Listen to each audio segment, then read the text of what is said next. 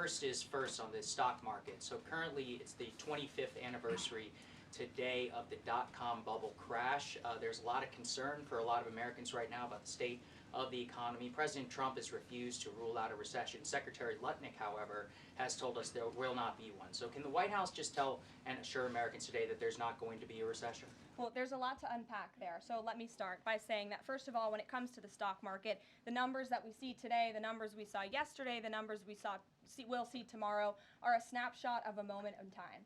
And as President Trump has said, and I'm here to echo the remarks of this president of this White House, we are in a period of economic transition.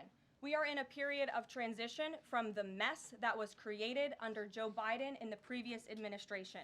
Joe Biden left this country in an economic disaster. Several statistics to point out. The delinquency rate on credit card loans increased 63% under Joe Biden, hitting a near 12-year high. Under Joe Biden, all net job growth went to foreign-born Americans. Real wages declined by 1.5% under Joe Biden. And as we all know, and this administration continues to combat, prices soared more than 20% under Joe Biden because of his reckless spending and economic policies.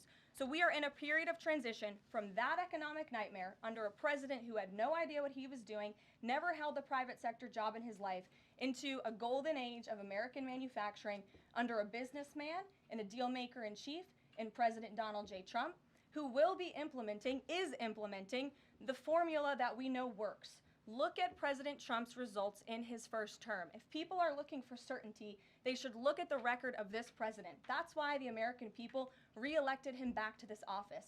And look at everything that President Trump has already done and his team has already done in just 51 days. The massive efforts to deregulate.